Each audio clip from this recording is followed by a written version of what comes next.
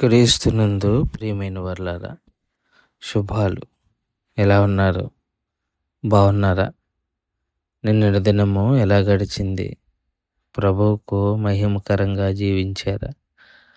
జీవించినట్లయితే ఆయనకు స్తుతులు. లేని ఎడల ఆయన మనల్ని క్షమించునుగాక. నేటి దిన ధ్యానాంశము మార్కు సువార్త 5వ అధ్యాయము 30-34 వచనాలు. మార్కు సువార్త 5వ అధ్యాయము 30-34 వచనాలు.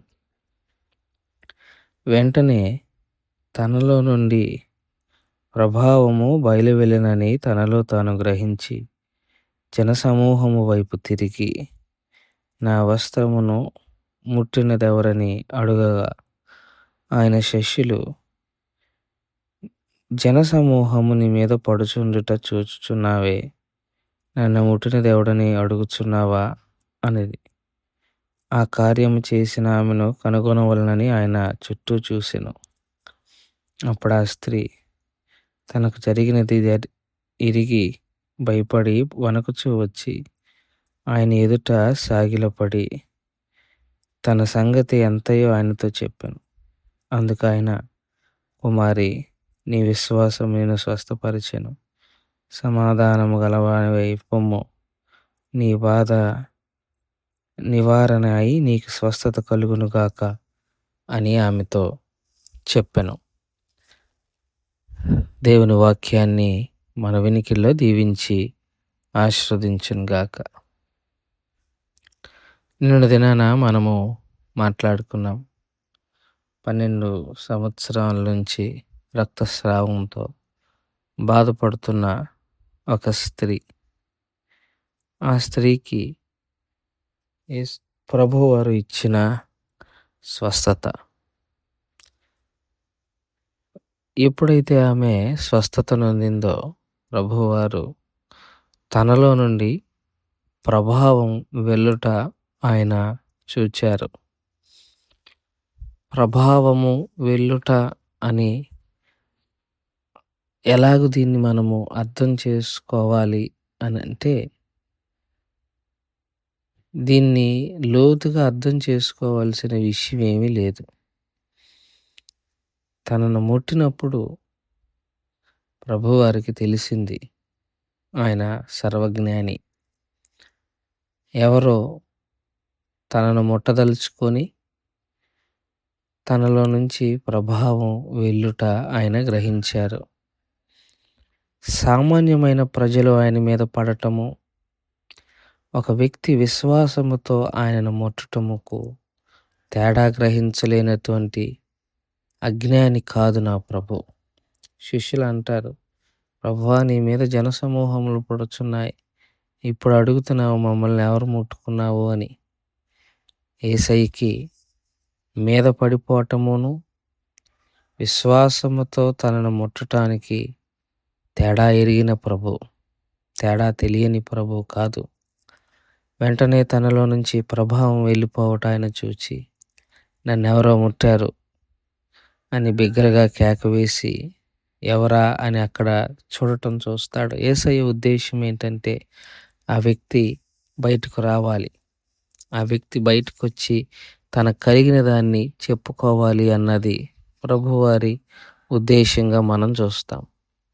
ఎప్పుడైతే యేసు ప్రభువారు గట్టిగా నన్నెవరో ముట్టారు అని అంటారో, వెంటనే తాను మరుగై ఉండలేదన్న విషయాన్ని గ్రహించిన ఆ స్త్రీ, నేనే ప్రభువా అని తన విషయంలో యేసుక్రీస్తు ప్రభు వారికి చెప్పి సాక్ష్యము చెప్పినట్టుగా మనం చూస్తాం.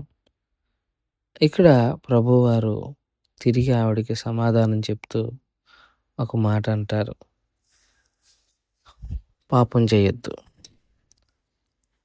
సమాధానము కలిగి ఇల్లు, పాపము చేయొద్దు.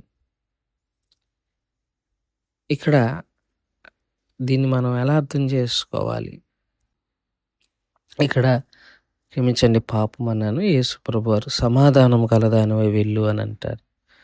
సో ఇక్కడ యేసు ప్రభువారు సమాధానం గలదానివై వెళ్ళు అన్నారు అనంటే దాని అర్థము నీకు కలిగిన దానికి 12 సంవత్సరాల నుంచి నువ్వు పడుతున్న వ్యధకు, బాధకు ఇవాల్టి నుంచి సమాప్తము.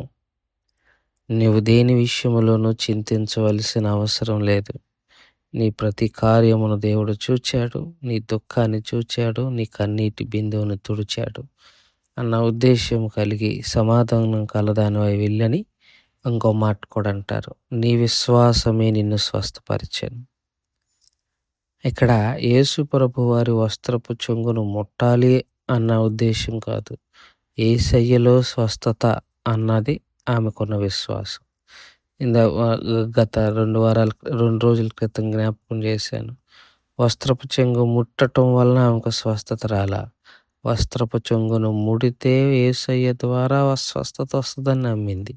కాబట్టి యేసయ్య పట్ల ఆమెకున్న స్వస్థతను యేసయ్య గ్రహించి సమాధానంగా వెళ్ళు, ఇక నీ రోగం తిరిగి నీకు రాదు అన్న ఉద్దేశం కలిగి ఆ మాట అన్నాడు. సమాధానంతో వెళ్ళంటే ఇక నీకు మళ్ళీ ఆ సమస్య తలెత్తకుండా నేను చూస్తాను అన్నది కూడా ప్రభు యొక్క ఉద్దేశంగా మనం గ్రహించుకోవాలి.